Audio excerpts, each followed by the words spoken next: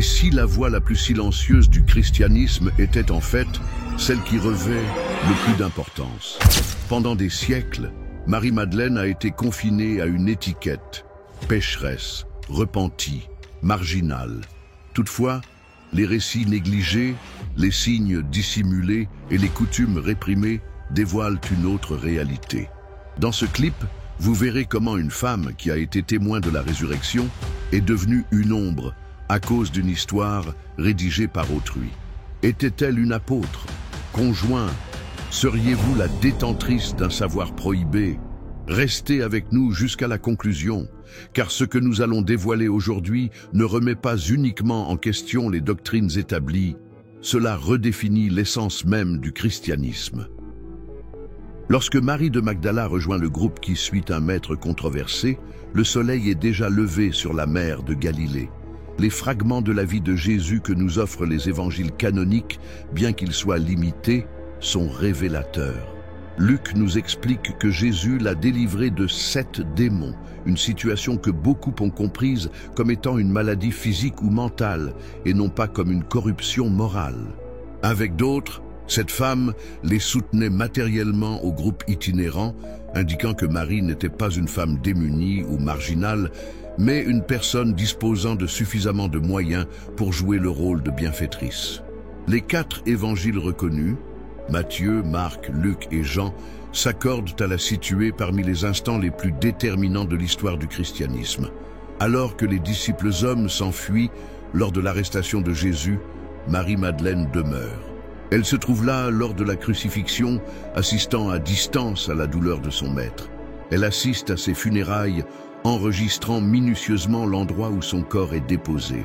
C'est elle qui, le dimanche matin, découvre le sépulcre vide et, selon l'évangéliste Jean, est la première à voir Jésus ressuscité. Ce détail est exceptionnel dans le cadre d'une société patriarcale où le témoignage des femmes n'avait aucune valeur légale.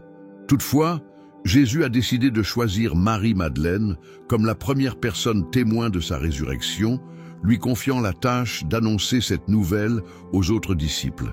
Cette action radicale fait d'elle ce que le théologien du Moyen-Âge Thomas d'Aquin qualifiera ultérieurement de l'apôtre des apôtres, une appellation qui témoigne de son rôle singulier en tant qu'annonciatrice de la nouvelle plus primordiale du christianisme.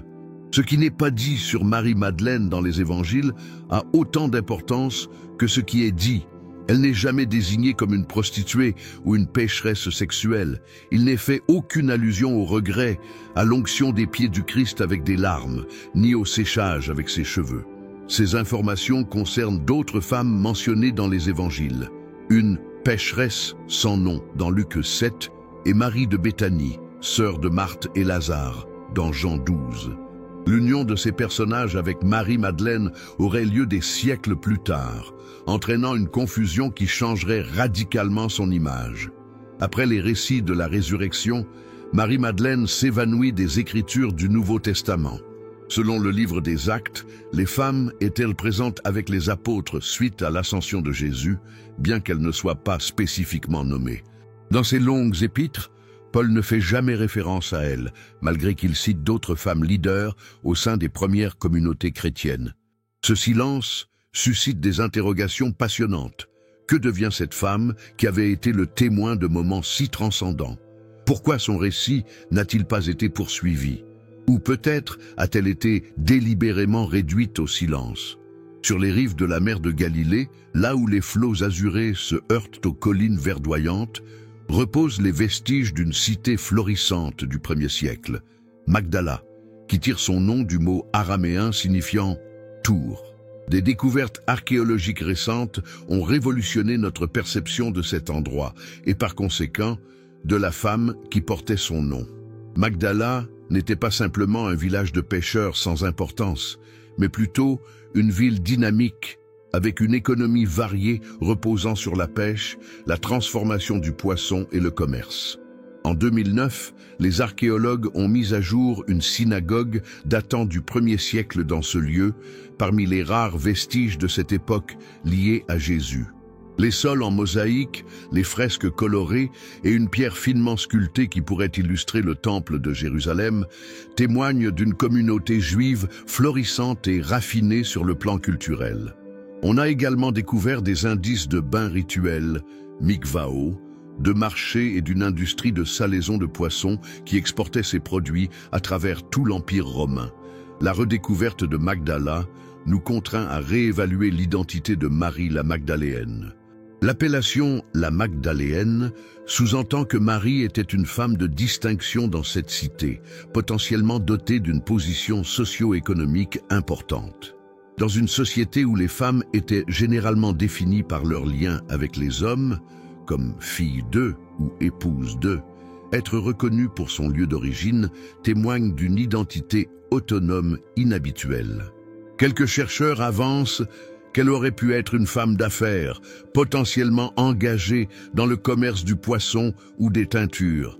Magdala était réputée pour ses teintures pourpres de haute qualité, ce qui pourrait justifier sa capacité à soutenir financièrement l'œuvre de Jésus, comme le souligne Luc. Au 1er siècle, Magdala était également un carrefour culturel où se mêlaient les influences juives, grecques et romaines. Positionnée sur la voie commerciale reliant Damas à la Méditerranée, sa population était confrontée à une variété d'idées et de coutumes. L'ambiance cosmopolite pourrait justifier l'ouverture d'esprit de Marie envers les doctrines radicales de Jésus, particulièrement celles qui remettaient en question les conventions sociales relatives aux femmes, aux exclus et aux structures religieuses établies. L'idée que Jésus a chassé 7 démons de Marie prend une nouvelle dimension lorsque l'on tient compte du contexte historique. Dans l'Antiquité, de nombreux troubles médicaux, allant de l'épilepsie aux maladies mentales ou chroniques, étaient imputés aux démons. Contrairement à l'image de débauche morale qui lui serait ensuite collée, Marie aurait pu être une femme trouvant la guérison physique ou psychologique à travers sa rencontre avec Jésus, un événement transformateur qui l'aurait poussée à consacrer sa vie et ses moyens à le suivre. En observant les vestiges de Magdala aujourd'hui, comprenant sa synagogue, ses bazars et ses demeures antiques, nous avons la possibilité d'imaginer l'univers dans lequel Marie a vécu.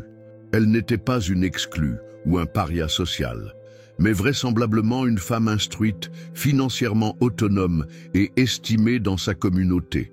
Une femme qui, suite à sa rencontre avec un maître atypique à Nazareth, décide de renoncer à la sécurité de sa vie organisée pour emprunter une voie parsemée d'incertitudes et de risques, demeurant loyale même lorsque cela impliquait d'être au pied d'une croix romaine. Les manuscrits antiques sont conservés à l'ombre douce de lampes spécialement adaptées pour préserver la délicatesse de leur parchemin. Dans ces écrits rédigés en grec koiné, datant de près de 2 millénaires, on découvre les premières références à Marie-Madeleine. Mais que dévoilent véritablement ces termes lorsqu'ils sont analysés dans leur contexte d'origine, débarrassés de siècles d'interprétations accumulées? Dans l'Évangile selon Jean, lorsqu'elle identifie Jésus ressuscité dans le jardin, Marie utilise le terme « rabouni », une version araméenne renforcée de « rabbi » qui pourrait se rendre par « mon maître suprême ». Ce terme, maintenu dans sa langue d'origine même dans un écrit grec, évoque une relation particulière entre le disciple et le maître. Surtout, dans Jean 20, 17, 18, Jésus lui confie directement la mission « Va vers mes frères et dis-leur », faisant d'elle la première messagère, en grec apostolos, de la résurrection. Les évangiles emploient un discours uniforme lorsqu'ils font référence à Marie-Madeleine. Elle figure souvent en premier dans les listes de femmes, un signe de son importance, comparable à la position de Pierre en haut des listes des disciples masculins. Selon Marc 16, 9, Jésus a d'abord été vu par Marie-Madeleine, un aspect théologiquement important qui met en évidence son rôle singulier. Entre-temps, Luc 8, 2, 3 emploie le mot « diakonoun », source du terme diacre, pour expliquer comment elle et d'autres femmes servaient ou administraient au sein du groupe. Un mot qui aurait par la suite des implications de leadership dans les premières communautés chrétiennes. L'examen du texte met en évidence un autre élément captivant. la régularité avec laquelle Marie-Madeleine est associée dans les évangiles. Alors que certaines autres femmes sont parfois présentées sans nom de famille ou identification précise, elle est toujours désignée comme Marie la Magdaléenne, ce qui laisse entendre que les évangélistes jugeaient essentiel de la différencier des autres Maries et d'affirmer clairement son identité. Ce caractère constant contraste fortement avec la confusion ultérieure qui brouillerait son identité avec d'autres personnages féminins des évangiles. Lorsque nous analysons les termes grecs employés pour dépeindre l'état de Marie avant sa rencontre avec Jésus, nous découvrons daimonia hepta, 7 démons. Dans le contexte religieux et médical du 1er siècle, cette expression pourrait désigner une affection chronique ou intermittente, peut-être similaire à l'épilepsie, à de graves migraines ou à un trouble mental, des états qui étaient souvent considérés comme étant le résultat d'influences démoniaques dans l'Antiquité. Dans le langage, il n'y a aucune indication d'immoralité sexuelle ou de prostitution, une association qui ne se développerait que des siècles plus tard. Le détail linguistique qui pourrait le plus dénoter est la manière dont les évangiles relatent la réponse des disciples masculins à la déclaration de Marie concernant la résurrection. Dans Luc 24, 11, leurs propos leur paraissaient comme des « le roi », absurdité, sottise, illustrant la défiance culturelle face au témoignage des femmes.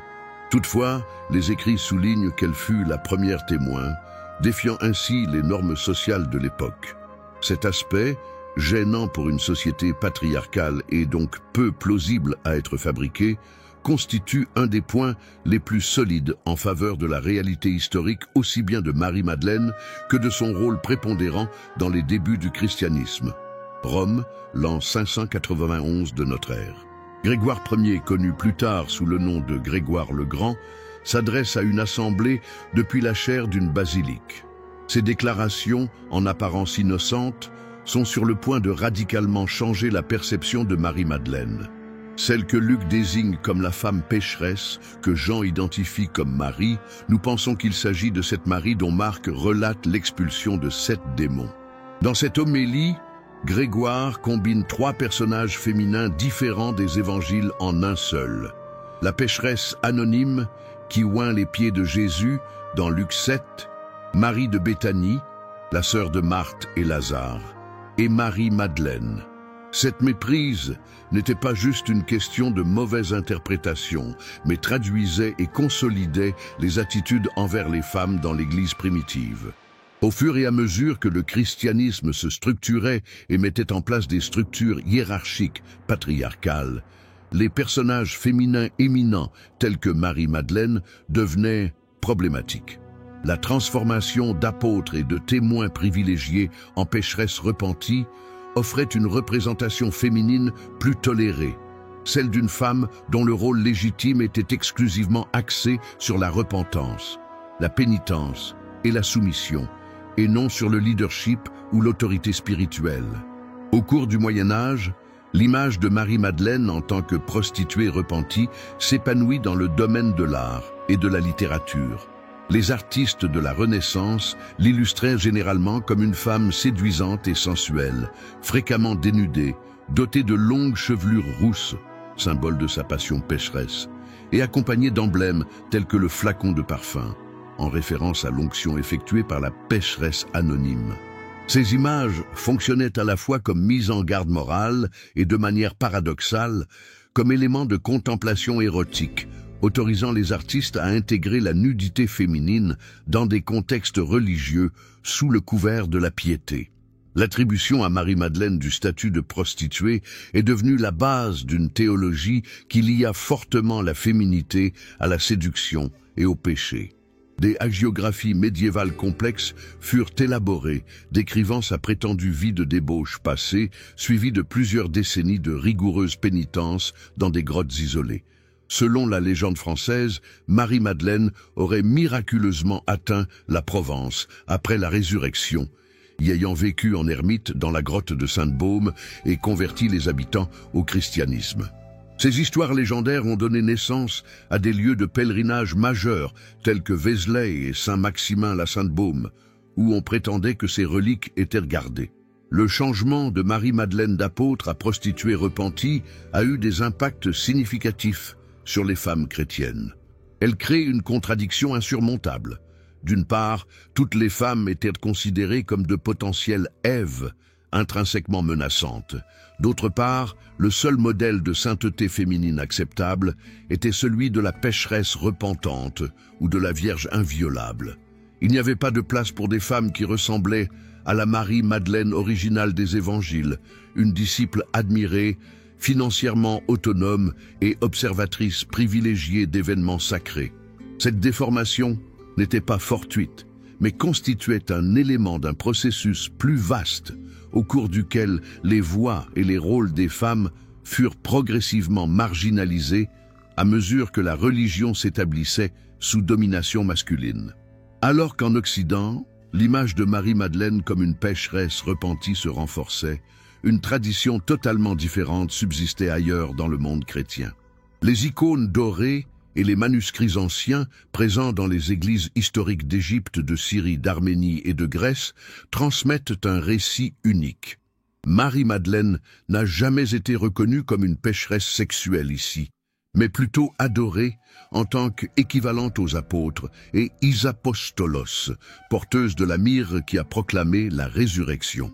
La scission du christianisme en Orient et Occident, initialement un partage administratif de l'Empire romain et atteignant son apogée avec le grand schisme de 1054, engendra deux traditions distinctes concernant Marie-Madeleine. L'Église orientale orthodoxe, moins sous l'influence des interprétations de Grégoire le Grand, a conservé une image de Marie-Madeleine plus conforme à celle des évangiles. Une disciple notable, première témoin de la résurrection et évangéliste reconnue. Dans l'art orthodoxe, elle est représentée avec dignité, portant un flacon de myrrhe rouge, représentant la résurrection plutôt que le péché, et souvent habillée en rouge, teinte symbolisant la vie et la résurrection, pas la passion charnelle.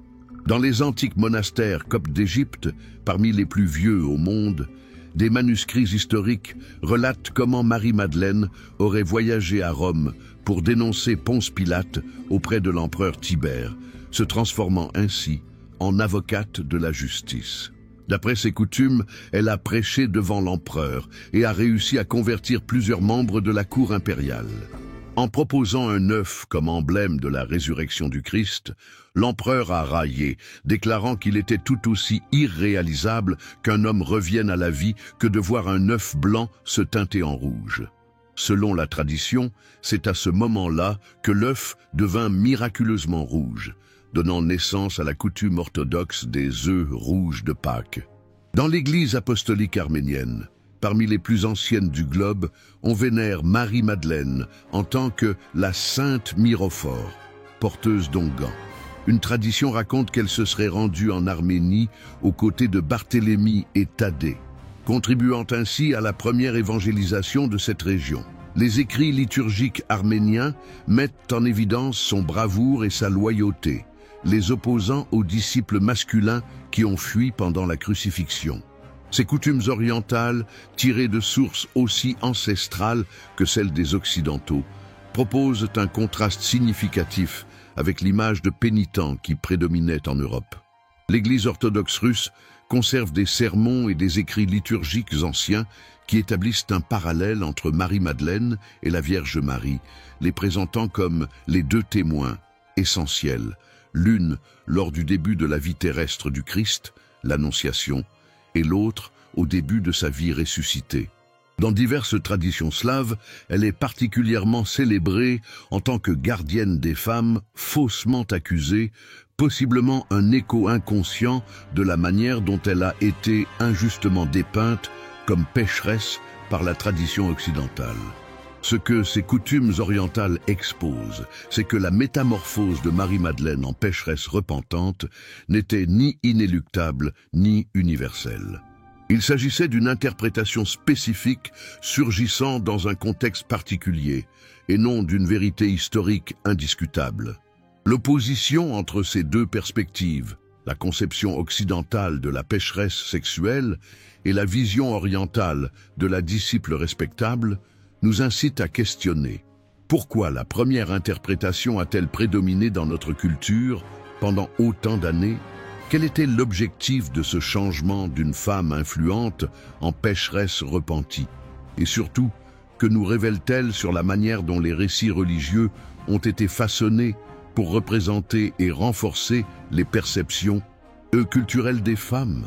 En 1945, un fermier nommé Mohammad Ali fit une découverte fortuite dans les collines arides à proximité de Nag Hammadi en Égypte. En cherchant du fumier, il tomba sur une jarre scellée. Il découvrit à l'intérieur 13 codex de papyrus, reliés en cuir, qui avaient demeuré dissimulés pendant près de 1600 ans.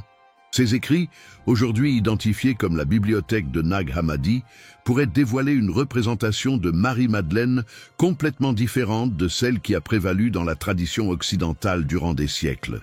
L'un de ces documents était l'Évangile de Marie, un écrit partiel du IIe siècle qui dépeint Marie-Madeleine comme la détentrice d'enseignements particuliers de Jésus, une meneuse spirituelle qui console les apôtres suite à la crucifixion et dévoile des révélations que même Pierre n'avait pas obtenues.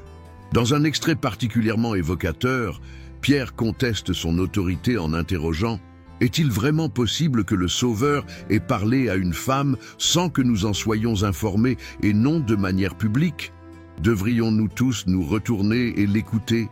Est-ce qu'il l'a préféré à nous ?» Voici comment Lévi défend sa position. « Pierre, tu as toujours agi sans réfléchir. Si le Sauveur l'a jugée digne, qui es-tu pour la repousser? Il est probable que le Sauveur la connaît parfaitement. C'est la raison pour laquelle il l'a aimée davantage que nous. » Ce dialogue illustre des tensions authentiques au sein du christianisme primitif concernant la place des femmes dans les rôles de direction. Dans ses écrits gnostiques, Marie-Madeleine n'est pas dépeinte comme une pécheresse repentie, mais plutôt comme une figure spirituelle ayant de l'autorité, dont la sagesse remet en question le leadership masculin naissant. L'Évangile de Philippe, un autre écrit de Nag Hammadi, pousse plus loin l'affirmation en dépeignant Marie-Madeleine comme la compagne de Jésus, affirmant qu'il l'aimait plus que tous les disciples et avait pour habitude de l'embrasser sur les lèvres régulièrement. Même si ce passage a été soumis à diverses interprétations, allant d'une liaison amoureuse à un symbole de transmission spirituelle, il lui confère indéniablement une position privilégiée. Le dialogue du Sauveur, l'Évangile de Thomas et la Pistis Sophia mettent également en avant Marie-Madeleine comme une élève hors pair qui pose des interrogations profondes et obtient des réponses singulières. Dans l'œuvre gnostique Pistis Sophia, Marie pose 39 des 46 questions adressées au Jésus ressuscité, témoignant d'une soif de connaissance et d'une compréhension spirituelle qui dépasse celle des autres apôtres. Un jour, Jésus la flatte en déclarant « Marie, toi qui es bénie que je vais perfectionner dans toutes les révélations, parle sans réserve, car c'est vers le royaume des cieux que ton cœur se tourne plus que celui de tous tes frères. » Pourquoi ces écrits, qui présentent une perspective si distincte de Marie-Madeleine, ne sont-ils pas inclus dans le Nouveau Testament? L'explication réside dans les conflits politiques et théologiques complexes des premiers siècles du christianisme. Au fur et à mesure que l'Église se structurait selon le modèle du dirigeant épiscopal masculin, les coutumes qui attribuaient un pouvoir spirituel aux femmes devenaient de plus en plus problématiques. Au IIe siècle, l'évêque Irénée de Lyon a affirmé quels évangiles devaient être reconnus comme authentiques, les 4 canoniques que nous connaissons, et a rejeté les écrits gnostiques comme hérétiques. Ces actions faisaient partie d'un effort plus vaste pour établir l'orthodoxie qui a mis à l'écart les points de vue et les perspectives alternatives. Les écrits gnostiques ne sont pas forcément plus exacts d'un point de vue historique que les évangiles canoniques. Ces deux types de documents mettent en lumière des points de vue théologiques et des préoccupations communautaires spécifiques. Toutefois, leur présence atteste que plusieurs traditions concernant Marie-Madeleine coexistaient durant les premiers siècles du christianisme, et que son identification en tant que pécheresse repentie n'était ni unique ni universelle. Ces écrits négligés enfouis dans le désert égyptien pendant de nombreux siècles, nous poussent à repenser non seulement l'identité de Marie-Madeleine, mais aussi la manière et les raisons qui ont conduit à la radicale transformation de son récit dans la tradition qui est finalement devenue prépondérante. Vatican City, 3 June 2016. Le pape François a signé un décret promouvant la célébration liturgique de Marie-Madeleine du statut de mémorial à celui de fête, l'érigeant ainsi au même niveau que les fêtes des apôtres. Dans un communiqué officiel, le Vatican la considère comme témoin de la miséricorde divine, les apôtres des apôtres. Cette action marque le sommet d'un processus de réhabilitation débuté officiellement en 1969, lorsque le pape Paul VI a discrètement retiré la désignation de pénitente de sa célébration liturgique, dissociant implicitement son identité de l'image de prostituée qui avait prédominé pendant des siècles. Comment avons-nous atteint ce stade de réévaluation? L'itinéraire a commencé avec les progrès dans les études bibliques et historiques depuis la fin du XIXe siècle. Des spécialistes tels que Marie-Joseph Lagrange, créateur de l'école biblique de Jérusalem, ont commencé à remettre en question l'association médiévale de Marie-Madeleine avec d'autres personnages féminins des évangiles. L'emploi de techniques historico-critiques sur le texte biblique a démontré qu'il n'existe aucun fondement textuel qui permettrait d'associer Marie-Madeleine avec la pécheresse anonyme mentionnée dans l'évangile de Luc 7 ou avec Marie de Béthanie. Progressivement, ce point de vue académique a commencé à façonner la compréhension officielle au sein de l'Église.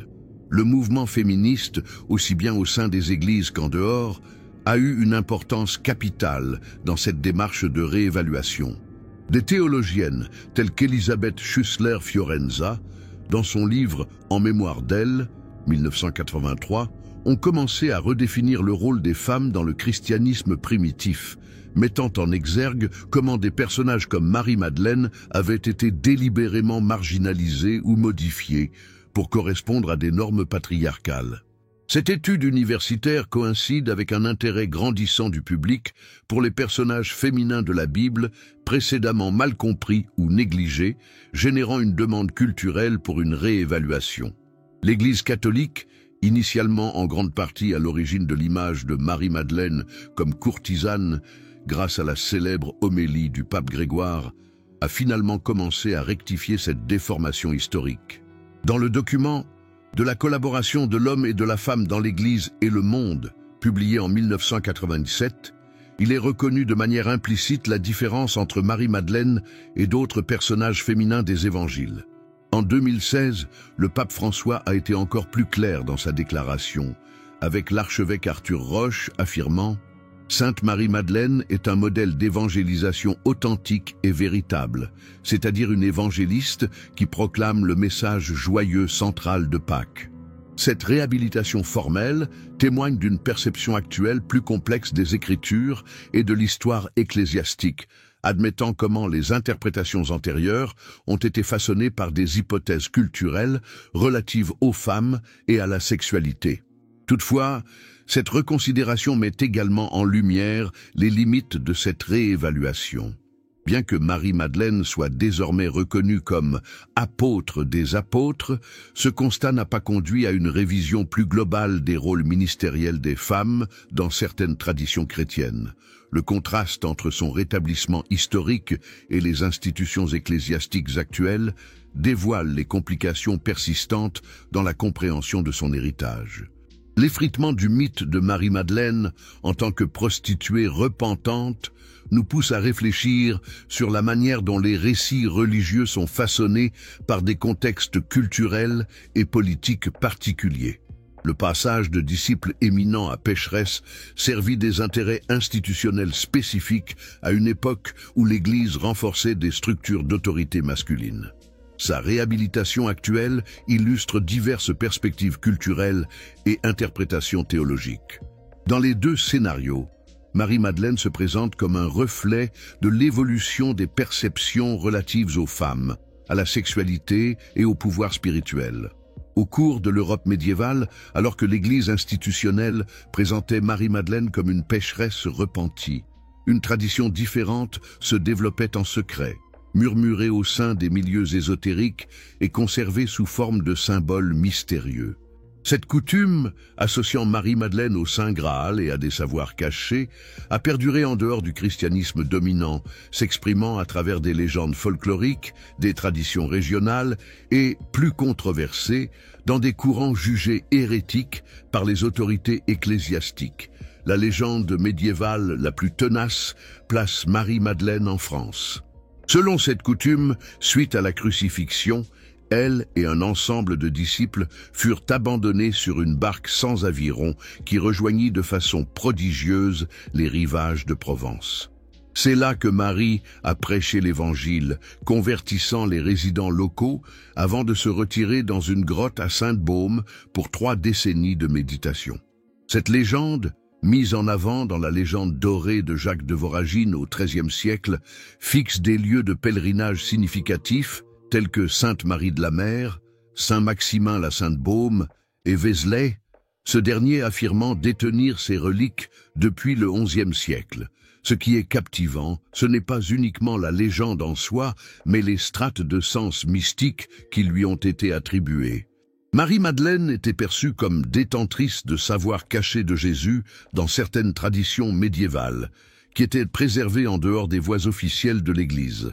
Cette notion a particulièrement fait écho dans la région du Languedoc, au sud de la France. Là-bas, les cathares, un mouvement jugé hérétique et sévèrement réprimé lors de la croisade albigeoise au XIIIe siècle, vénéraient tout spécialement Marie-Madeleine, la considérant comme détentrice d'une connaissance gnostique. Le lien le plus contesté et durable est celui qui rattache Marie-Madeleine au mythe du Saint Graal. Selon diverses interprétations ésotériques, le Sangréal, Saint Graal, est redéfini comme sang royal, sang réel, impliquant que Marie-Madeleine aurait porté en France non pas une coupe au sens littéral, mais la descendance de Jésus, un héritage sacré. Cette lecture, malgré ses enjeux historiques, dépeint une tradition underground qui considérait Marie-Madeleine comme la compagne divine, complément féminin essentiel pour une compréhension totale du sacré, à l'instar des traditions gnostiques qui mettaient en avant la complémentarité divine masculine-féminine. Certaines personnes ont interprété les cathédrales gothiques de France, en particulier celles consacrées à Notre-Dame, comme renfermant des symboles ésotériques associés à Marie-Madeleine. De nombreuses représentations de la Vierge Noire se trouvent à Chartres, Reims et Notre-Dame de Paris, une figure mystérieuse que certains spécialistes associent à des traditions pré-chrétiennes liées aux déesses, tandis que d'autres établissent un lien spécifique avec Marie-Madeleine.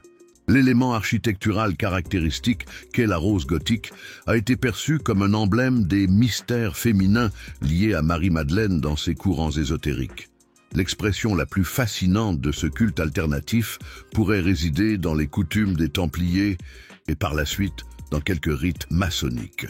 Malgré les lacunes et les incertitudes dans les preuves historiques, des signes montrent que certaines de ces communautés ésotériques ont conservé des traditions associant Marie-Madeleine à la détentrice d'une sagesse cachée, comparable à celle de la Sophia gnostique. L'apparition subite du culte marial au XIIe siècle, qui coïncide avec l'apogée des Templiers, a été perçue par certains comme une forme codifiée d'adoration de l'autre Marie, Madeleine, à une époque où un tel dévouement ouvert aurait été jugé hérétique. Ces coutumes mystiques du Moyen-Âge, peu importe leur exactitude historique, mettent en lumière une résistance constante au récit officiel qui dépeignait Marie-Madeleine comme une pécheresse repentie. Ces mouvements constituent des courants souterrains de spiritualité qui ont conservé certaines facettes de son image en tant que guide spirituel, sur le même plan que les apôtres, et potentiellement en tant que détentrice de traditions parallèles. Leur survie à travers les âges, en dépit de la répression féroce de bon nombre de leurs membres, indique l'attrait fort d'une vision plus équilibrée du sacré qui valorise autant le féminin que le masculin en tant qu'éléments cruciaux de l'expérience spirituelle. 2003, Paris. Le Code da Vinci, un ouvrage de fiction, connaît un succès mondial phénoménal avec plus de 80 millions d'exemplaires vendus. Il introduit la théorie selon laquelle Marie-Madeleine n'était pas seulement une disciple, mais aussi l'épouse de Jésus et mère de sa descendance à des millions de lecteurs. Malgré sa présentation comme fiction, le livre de Dan Brown s'appuyait sur des hypothèses déjà formulées dans des ouvrages tels que L'énigme sacrée, 1982, suscitant des discussions enflammées sur la plausibilité historique d'un tel lien. Mais quelles sont les preuves concrètes qui soutiennent cette théorie controversée? L'Évangile de Philippe, un des écrits gnostiques trouvés à Nag Hammadi, est souvent cité comme document attestant d'une liaison amoureuse entre Jésus et Marie-Madeleine. On trouve souvent cette citation « Marie-Madeleine est la compagne du Sauveur ». Le Christ portait un amour plus grand pour elle que pour tous ses disciples et avait l'habitude de l'embrasser souvent sur les lèvres. Cela a choqué les autres disciples qui ont manifesté leur désaccord. On lui a demandé « Pourquoi l'aimes-tu plus que nous tous ?» Toutefois, cette traduction pose problème. Le terme copte rendu en français par « compagne » koinonos, peut désigner un partenaire, mais également un compagnon, un associé ou un camarade spirituel. En outre, le manuscrit présente des dommages précisément à l'endroit où il décrit la baiser, bouche, étant une interprétation potentielle mais non concluante. Il est primordial de saisir le contexte gnostique de ce document. Les gnostiques avaient souvent recours à des métaphores d'intimité corporelle pour illustrer la transmission de savoirs spirituels. En particulier, le baiser représentait la transmission du pneuma, esprit, ou de la connaissance sacrée. L'Évangile de Philippe est riche en symbolisme et métaphores. Une interprétation littérale négligerait son essence en tant que texte mystique plutôt qu'historique. D'autres textes gnostiques qui dépeignent Marie-Madeleine comme détentrice de savoirs particuliers respectent également ce même modèle symbolique. Il est important, d'un point de vue historique, qu'aucun des évangiles canoniques rédigés plus près des faits que les écrits gnostiques ne fait mention ou n'insinue de telles relations. Dans ses épîtres, Paul, considéré comme l'un des auteurs les plus anciens des textes chrétiens, ne fait jamais référence à Marie-Madeleine. Cela semblerait étonnant si elle avait été la femme de Jésus. Les lettres pastorales ultérieures évoquant les conditions pour les chefs religieux, y compris le fait d'être marié, ne font jamais référence au fait que Jésus avait une épouse, un détail qui aurait été significatif pour leur débat. Une autre perspective importante se présente en considérant le contexte juif du 1er siècle. Même si le mariage était grandement apprécié dans la culture juive, on reconnaissait des exceptions pour les individus non mariés dévoués à des objectifs religieux, y compris certains Esséniens et des personnalités telles que Jean-Baptiste. Si Jésus avait eu une épouse, cela n'aurait pas été honteux ni nécessaire de le dissimuler, ce qui complique l'explication du mutisme général des documents anciens à propos d'une telle liaison. Par ailleurs, les évangiles citent clairement la famille de Jésus, sa mère et ses frères, sans jamais faire allusion à une épouse. L'idée du mariage entre Jésus et Marie-Madeleine a suscité un regain d'intérêt en 2012 suite à la découverte d'un fragment de papyrus connu sous le nom de l'Évangile de l'épouse de Jésus qui contenait la phrase « Jésus leur dit « mon épouse ». Néanmoins, des études ultérieures sur le papyrus et l'encre ainsi que des irrégularités linguistiques ont conduit la plupart des chercheurs, y compris Karen King, qui l'avait initialement introduit, à conclure qu'il s'agit d'une contrefaçon contemporaine. Cet épisode démontre l'attrait marqué actuel pour cette théorie, qui parfois dépasse même la rigueur universitaire. Le maintien actuel de la théorie du mariage illustre à la fois un intérêt contemporain pour les théories de conspiration religieuse et des préoccupations féministes valables pour reconquérir la place des femmes dans les fondements du christianisme. Le concept de Marie-Madeleine en tant qu'épouse propose une narration alternative séduisante qui remet en question des siècles d'exclusion féminine dans la tradition chrétienne. Toutefois, bien qu'elle soit couramment acceptée, cette hypothèse repose sur des fondements historiques très fragiles et pourrait involontairement minimiser le rôle de Marie-Madeleine à celui d'une compagne, plutôt que de reconnaître son indépendance spirituelle en tant que disciple et témoin. un rôle manifestement documenté dans les textes anciens. Durant les siècles, l'image de Marie-Madeleine a été façonnée autant par les œuvres des plus grands peintres que par les écrits de théologiens et d'historiens. De l'ère des catacombes romaines à celle des écrans de cinéma actuels, son image a subi une transformation radicale, témoignant des valeurs, des craintes et des ambitions de chaque période. Cette représentation visuelle ne nous éclaire pas uniquement sur la manière dont Marie-Madeleine était perçue, mais également sur la façon dont chaque société appréhendait la féminité, la spiritualité et le pouvoir. Dans l'art paléochrétien des 3e et 4e siècles, Marie-Madeleine est représentée en tenue simple, sans éléments distinctifs qui la désignent comme pécheresse. Dans les peintures des catacombes romaines, ainsi que dans les premiers sarcophages chrétiens, elle est dépeinte simplement comme l'une des femmes devant le tombeau vide, visuellement indistincte d'autres représentations féminines bibliques. Cette illustration dépeint sa compréhension initiale en tant que disciple et témoin, avant la reconfiguration de son image sous l'ère grégorienne. Un mosaïque byzantine du VIe siècle à Sant'Apollinare Nuovo à Ravenne la représente dignement habillée de pourpre, couleur impériale, portant la myrrhe en direction du tombeau du Christ. Cette représentation met en évidence son rang en tant qu'apôtre des apôtres. Le Moyen-Âge a donné naissance à la représentation visuelle de Marie-Madeleine en tant que pécheresse repentie. Dès le XIe siècle, on commence à la dépeindre avec des cheveux longs et détachés, un signe de sensualité, généralement de couleur rousse, teinte liée à la passion et à la débauche dans l'art médiéval, et tenant en main le pot d'onguent qui a conduit à une association erronée avec la pécheresse anonyme évoquée dans l'évangile de Luc. Les artistes ont élaboré 2 modèles principaux. La courtisane élégante, richement habillée dans les scènes de sa vie pécheresse antérieure, et la pénitente émaciée, recouverte uniquement par ses cheveux dans les illustrations de sa prétendue vie ultérieure en tant qu'ermite.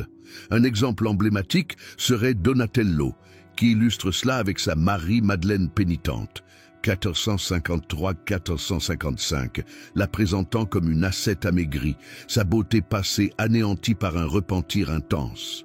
La Renaissance a créé un paradoxe captivant. Tout en préservant l'histoire de la pécheresse repentie, elle a également dépeint celle-ci comme une icône de sensualité idéalisée. Des artistes tels que Titien la dépeignirent comme une beauté semi-vêtue.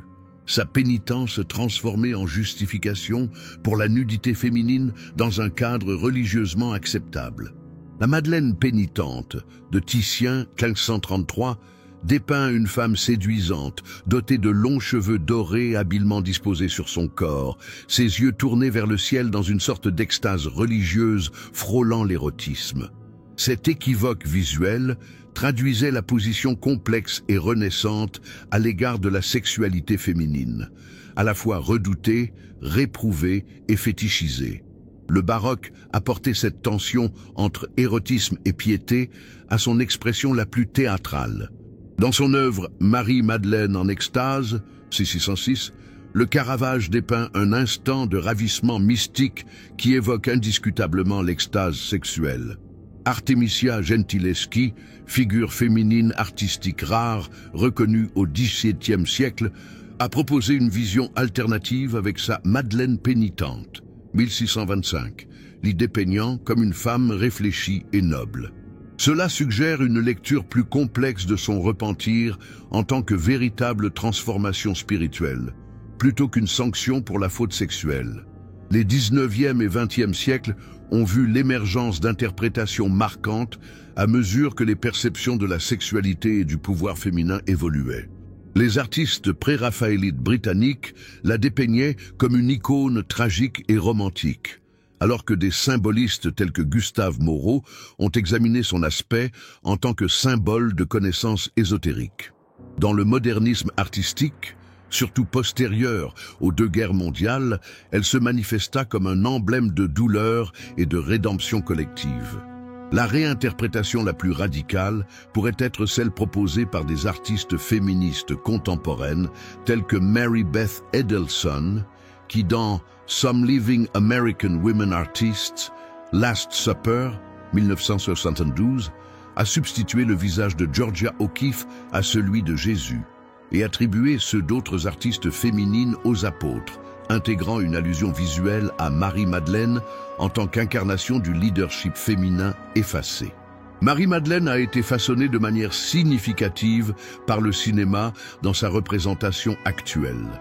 Depuis ses premières apparitions au cinéma, notamment dans Le Roi des Rois, 1961, où Carmen Sevilla l'a dépeinte en tant que courtisane glamour rédemptée, jusqu'aux représentations plus controversées telles que La Dernière Tentation du Christ, 1988, de Martin Scorsese, qui envisageait une liaison amoureuse entre elle et Jésus. Marie-Madeleine, 2018, mettant en vedette Rooney Mara, a tenté une représentation historiquement renseignée en la dépeignant comme une disciple spirituelle dévouée, rejetant clairement le cliché de la prostituée ainsi que les théories romantiques plus contemporaines. Ce parcours à travers l'art dévoile une réalité profonde. Chaque période a façonné sa propre Marie-Madeleine, en fonction de ses besoins ou de ses craintes. Son image a constamment été réinventée, passant de symbole de péché et de repentance à icône féministe. Ce qui pourrait être considéré comme l'élément le plus fort de sa représentation culturelle est justement cette adaptabilité. Marie-Madeleine a agi comme un support sur lequel diverses sociétés ont projeté leurs propres interprétations de la féminité, de la spiritualité et du pouvoir. Au sein d'un modeste village du Languedoc en France, une église historique abrite une statue mystérieuse. Des chercheurs récents ont découvert que sous plusieurs couches de peinture, ce qui est aujourd'hui perçu comme une image de la Vierge Marie était en fait à l'origine une représentation de Marie-Madeleine, tenant non pas un enfant, mais un calice ou une coupe. Ce passage d'une image de Madeleine à celle de Marie Vierge illustre parfaitement le processus plus vaste par lequel certaines traditions liées à Marie-Madeleine ont été délibérément effacées, altérées ou redéfinies au fil des siècles. Y a-t-il vraiment un culte interdit qui lui est consacré ? Les faits historiques indiquent qu'il y avait réellement des rites importants liés à Marie-Madeleine qui ont été écartés par la tendance dominante du christianisme. Néanmoins, il est crucial de faire une distinction précise entre ce qui peut être historiquement validé et ce qui relève de la conjecture. Les textes gnostiques apportent les preuves les plus évidentes, leur conférant un rôle spirituel de premier plan qui contredisait la consolidation de la hiérarchie patriarcale au sein de l'Église naissante. L'élimination de ces écrits et coutumes n'était pas fortuite, mais faisait partie d'une démarche intentionnelle visant à établir une orthodoxie qui favorisait certaines interprétations et structures d'autorité. Depuis au moins le IXe siècle, une vénération exceptionnelle pour Marie-Madeleine s'épanouit dans le sud de la France, notamment en Provence et Languedoc. Vézelay, Saint-Maximin, la Sainte-Baume et plusieurs autres lieux sont devenus des pôles majeurs de pèlerinage. Néanmoins, ce qui est le plus fascinant, c'est que cette zone a également été le centre de mouvements qualifiés d'Ere Channel Din News, comme ceux des Cathares, qui entretenaient des perspectives différentes sur Marie-Madeleine.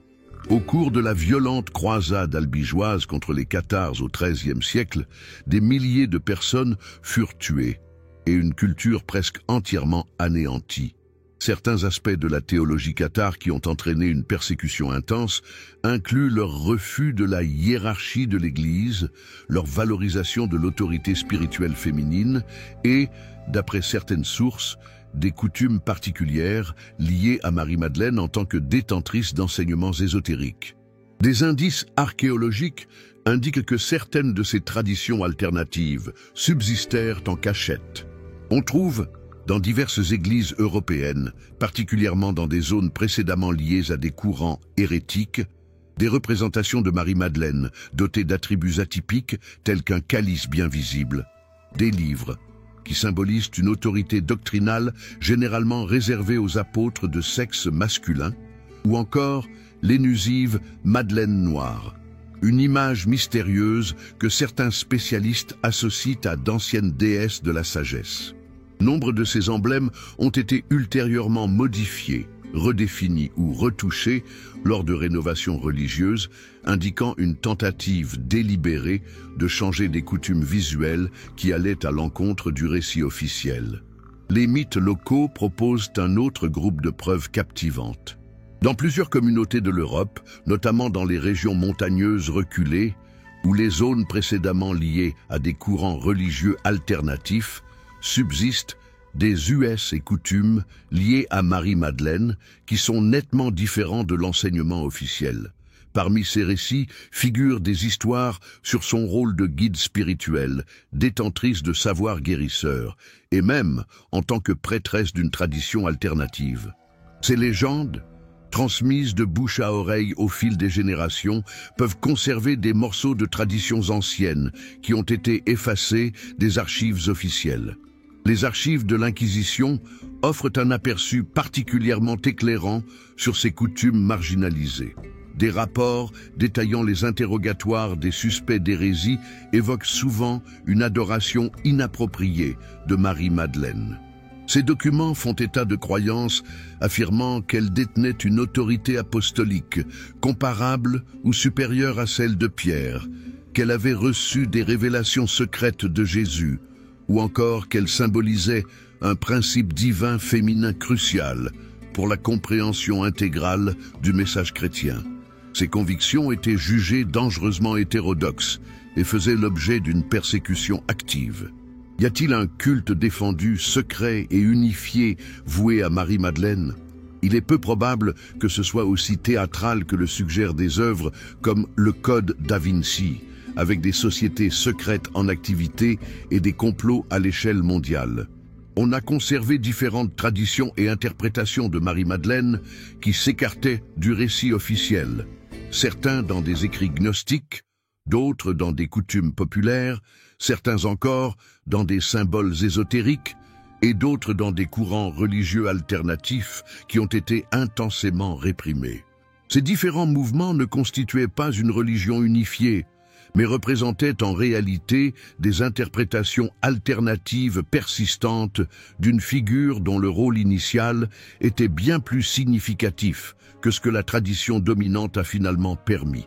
L'historique de ces traditions marginalisées nous incite à réfléchir non seulement sur ce que nous connaissons Marie-Madeleine, mais aussi sur la manière dont nous l'avons appris.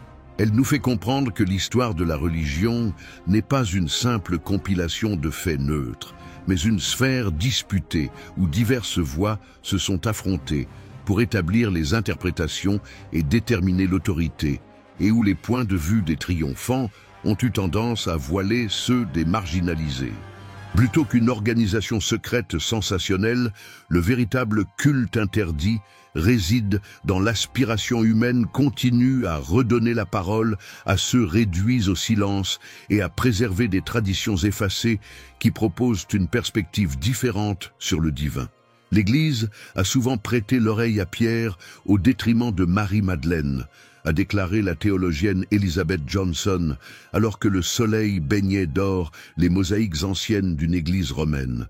Son observation saisit l'esprit de la manière dont Marie-Madeleine s'est transformée en un emblème fort pour les courants modernes qui tentent de réhabiliter et de célébrer les voix féminines au sein de la tradition chrétienne. Au-delà des discussions historiques sur son identité précise, elle est devenue un élément central, essentiel pour repenser le rôle des femmes dans les fondements du christianisme et au sein des églises actuelles. Apparue comme une force notable dans les années 1970, la théologie féministe a trouvé en Marie-Madeleine un modèle central illustrant comment les apports féminins au christianisme primitif ont été régulièrement relégués à l'arrière-plan. Des chercheurs tels qu'Elisabeth Schussler-Fiorenza, dans son ouvrage pionnier En mémoire d'elle, 1983, ont employé des approches historico-critiques pour reconstituer le discipulat d'ego qui caractérisait les premières communautés chrétiennes avant l'établissement de structures patriarcales plus rigides. Dans ce décryptage, Marie-Madeleine se distingue non pas comme un cas unique, mais comme une figure symbolique de nombreuses femmes leaders, dont les rôles ont par la suite été sous-estimés ou redéfinis. Cette réévaluation a eu des répercussions qui dépassent largement le milieu universitaire, influençant les mouvements pour l'ordination des femmes dans différentes confessions chrétiennes. Et Marie-Madeleine a été la première à annoncer la résurrection, le message clé du christianisme. Pourquoi les femmes qui lui succèdent ne peuvent-elles pas prêcher depuis le pupitre? Interroge la révérende Anne Richard, l'une des premières femmes ordonnées au sein de l'Église anglicane. Marie-Madeleine est, pour de nombreuses femmes en ministère, une confirmation biblique de leur appel, un exemple qui remet en question les prohibitions fondées sur des interprétations sélectives de textes de Paul ou sur des coutumes ecclésiales plus récentes. Les communautés religieuses pour femmes ont vu en elle une patronne et une source d'inspiration spéciale. Véronique Dubois, abbesse du monastère bénédictin de Sainte-Marie-Madeleine en Provence, déclare « Au fil des siècles, les congrégations féminines ont conservé une interprétation de Marie-Madeleine distincte du récit officiel. Pour nous, elle a constamment été l'élève dévouée, la contemplative intense, et non pas la pécheresse repentie.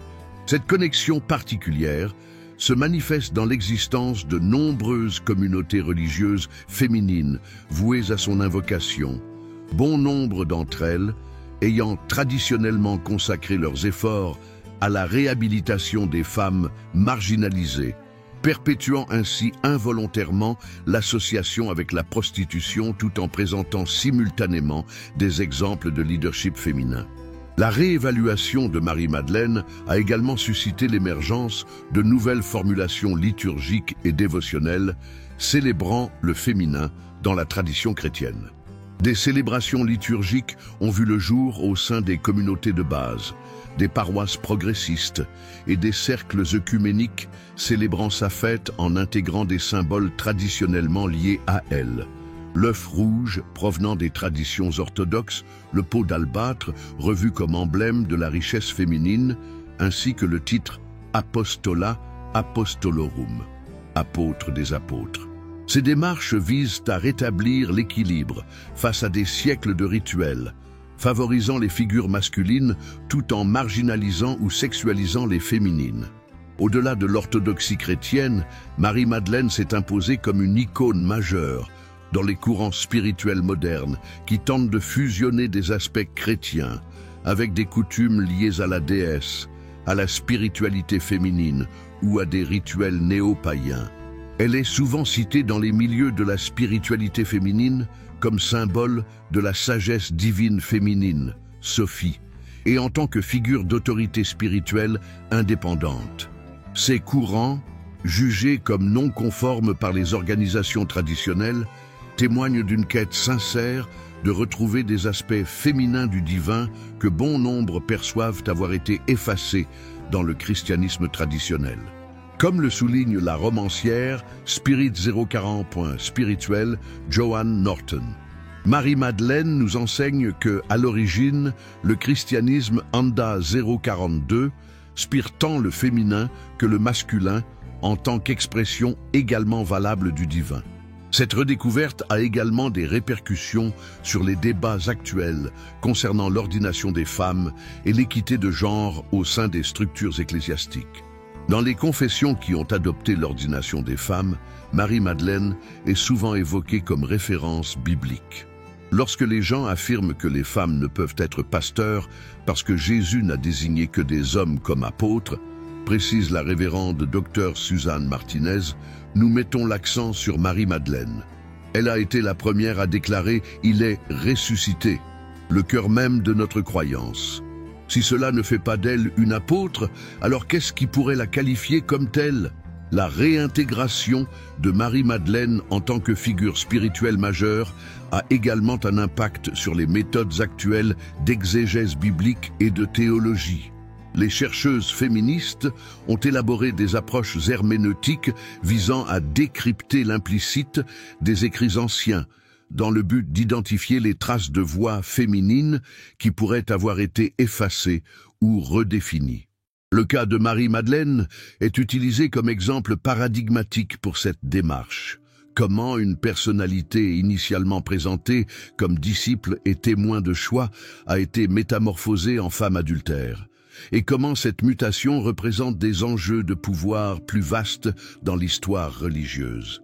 Au sein de la Harvard Divinity School, la professeure Karen King inspecte un fragment de papyrus qui a profondément ébranlé le monde universitaire.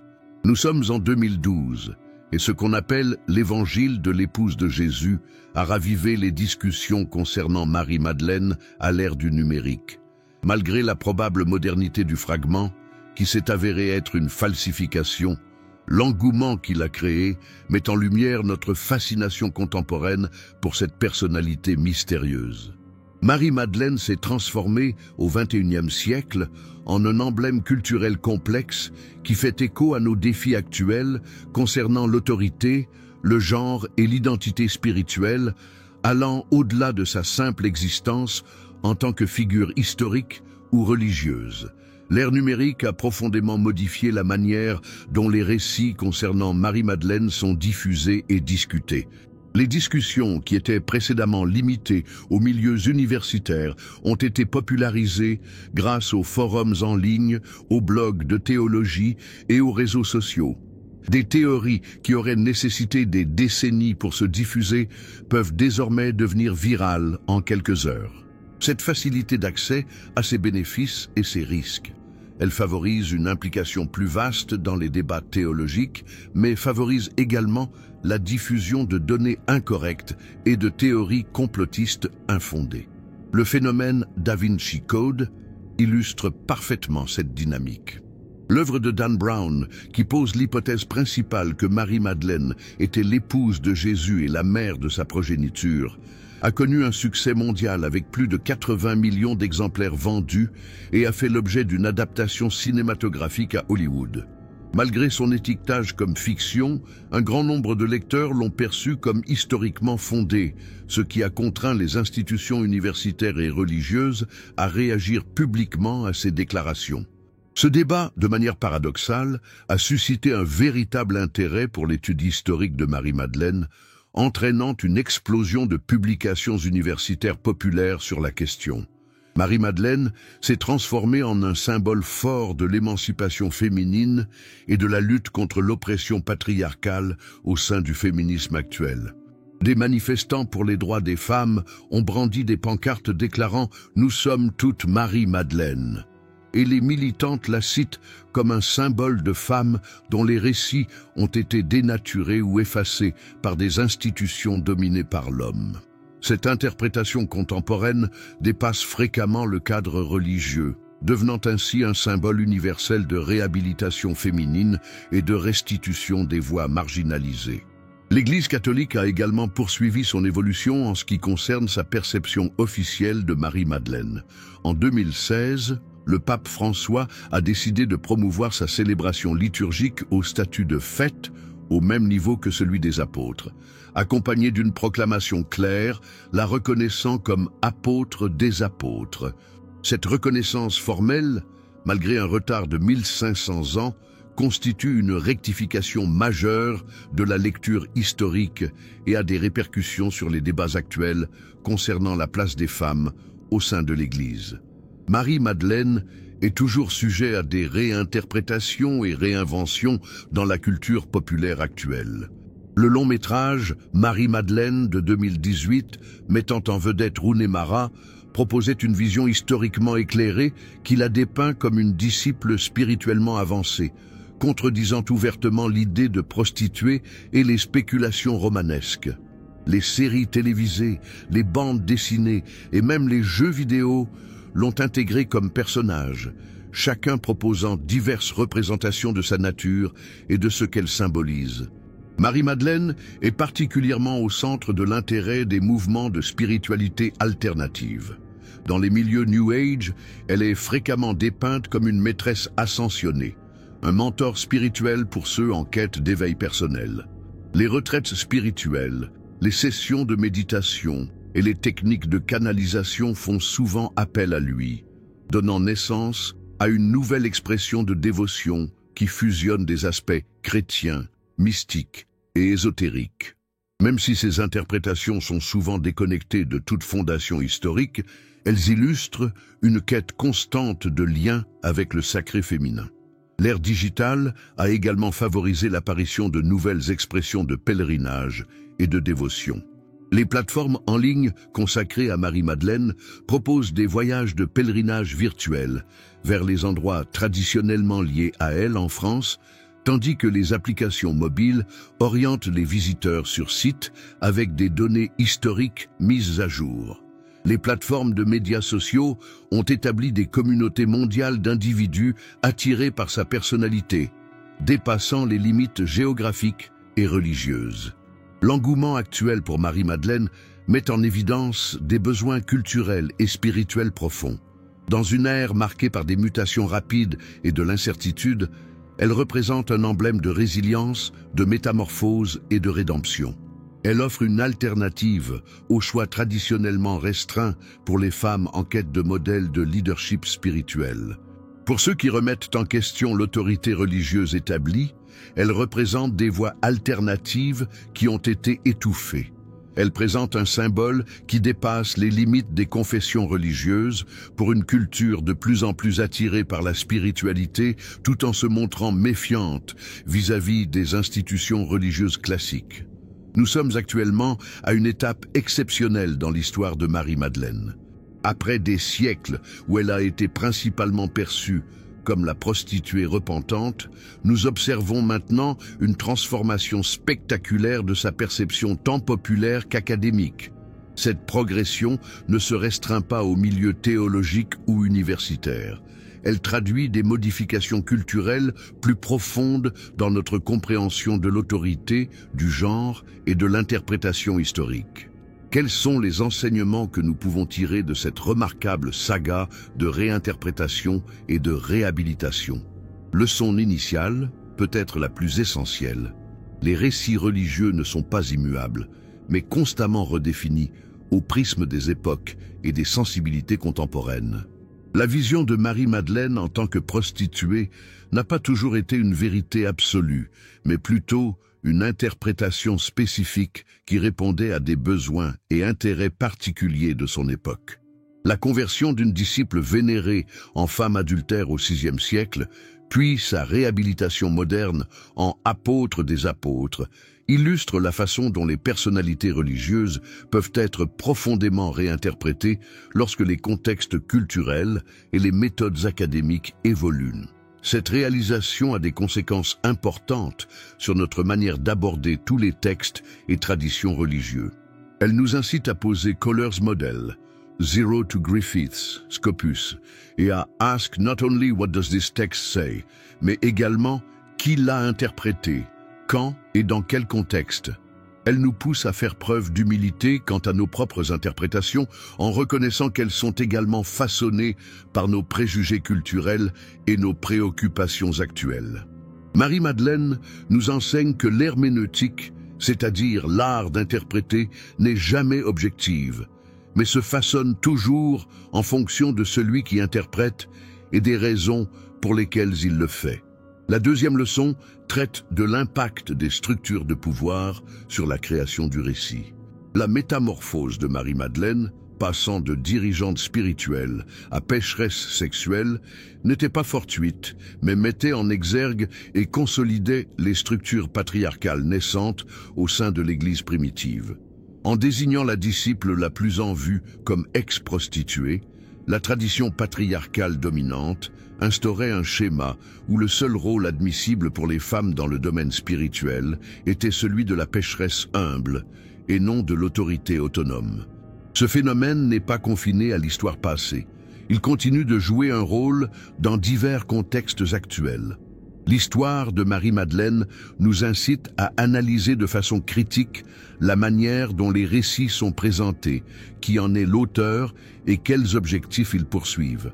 Elle nous encourage à chercher les voies qui ont pu être mises à l'écart ou éliminées et à envisager comment les récits prédominants peuvent représenter les points de vue de ceux qui possèdent le pouvoir, plutôt qu'une vérité indiscutable. La troisième leçon aborde la force du recouvrement et de la réinterprétation en tant qu'instrument de justice sociale et spirituelle. La réhabilitation contemporaine de Marie-Madeleine ne se limite pas à une démarche académique. Elle s'inscrit dans une quête plus vaste, visant à redonner leur place aux contributions historiques des femmes et à contrecarrer les récits ayant servi à justifier leur marginalisation.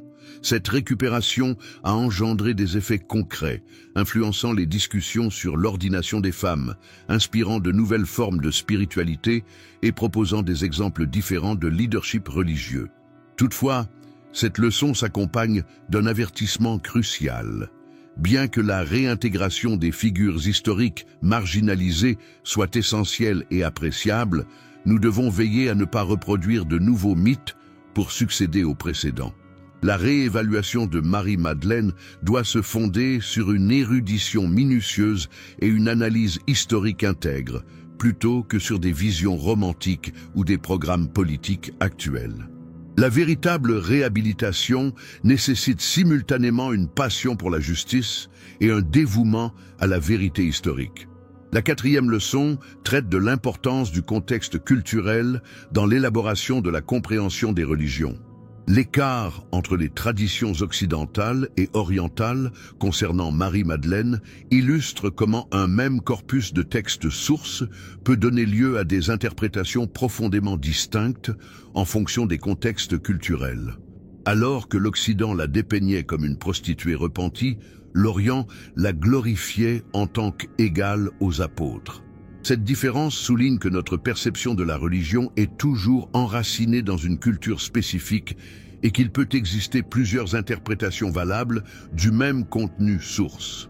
La cinquième leçon, qui est sans doute la plus intime, concerne notre relation avec les figures et symboles religieux dans nos vies spirituelles personnelles. L'histoire de Marie-Madeleine laisse entendre que les personnages religieux sont fréquemment utilisés comme miroirs, reflétant nos propres conflits, espoirs et ambitions. Elle a successivement été pécheresse repentie, mystique extatique, élève dévouée, symbole féministe et mentor spirituel, chaque période découvrant en elle ce qu'elle nécessitait. Cet accomplissement peut être émancipateur, nous offrant la possibilité de nouer une connexion plus intime et créative avec les entités religieuses. Cependant, elle requiert également de la responsabilité, nous appelant à être transparents concernant nos propres prévisions et à maintenir l'intégrité historique des personnages que nous admirons. Marie-Madeleine peut servir de source d'inspiration et d'orientation, toutefois, nous devons veiller à ne pas la réduire simplement à ce que nous désirons qu'elle soit. Au final, le récit de Marie-Madeleine nous illustre l'importance de la persistance dans la quête de la vérité et de la justice. En dépit de siècles d'exclusion et de représentations erronées, son histoire véritable a perduré en périphérie, sauvegardée dans des écrits délaissés, des coutumes alternatives et la mémoire de communautés dévouées. Sa réhabilitation actuelle découle du travail minutieux d'érudits, de théologiens et d'activistes qui ont refusé d'adopter les interprétations conventionnelles sans remettre en question. Cette ténacité nous encourage dans nos propres démarches pour recueillir les récits et voix qui ont été étouffés. Elle nous rappelle que la vérité a tendance à persister, même lorsqu'elle est enfouie sous des strates d'interprétation incorrectes et de biais culturels. Et elle nous encourage à poursuivre en posant des questions ardues, en recherchant des sources alternatives et en contrecarrant les récits prédominants lorsqu'ils n'honorent pas la complexité de l'expérience humaine. En regardant le personnage de Marie-Madeleine aujourd'hui, nous percevons non seulement une femme du 1er siècle qui a été témoin de la résurrection, mais aussi un emblème de notre potentiel à nous transformer, à nous racheter et à retrouver des vérités oubliées. Son récit nous enseigne que le passé n'est jamais totalement révolu, mais persiste à converser avec le présent, nous fournissant sagesse, inspiration et challenge. Et peut-être ce qui est encore plus crucial, elle nous enseigne que chaque récit mérite d'être pleinement exposé, avec toute sa complexité et sa réalité, non pas réduit à des stéréotypes qui alimentent les préjugés de tout moment spécifique. Dans cette exploration de la figure de Marie-Madeleine, nous faisons une découverte sur notre propre nature, notre aptitude à la cécité et à l'intuition, à l'oppression et à la délivrance, au déformé et au vrai. Son récit se transforme en un reflet dans lequel nous pouvons percevoir nos propres combats pour bâtir une société plus équitable, où chaque voix peut s'exprimer et où toutes les histoires peuvent être dévoilées dans leur intégralité et dignité. L'histoire de Marie-Madeleine, en définitive, est le reflet de notre propre histoire à tous. C'est le récit de la façon dont les voix peuvent être effacées et rétablies, comment les identités peuvent être déformées et remises en état, et comment la vérité peut triompher même des efforts les plus méthodiques pour l'occulter. En revisitant Marie-Madeleine, non pas comme la pécheresse que des siècles de tradition nous ont inculquée, mais comme la disciple, témoin et guide spirituel que les sources les plus anciennes semblent indiquer qu'elle a été, nous redécouvrons également notre propre capacité à écrire et réécrire les récits qui façonnent nos vies et nos communautés. Peut-être que son réel legs ne se trouve pas dans les aspects précis de sa vie, mais dans ce qu'elle incarne. L'éternelle possibilité de changement, le courage de persister malgré les difficultés, et l'espoir que la vérité, même si elle est dissimulée, ne peut jamais être totalement anéantie.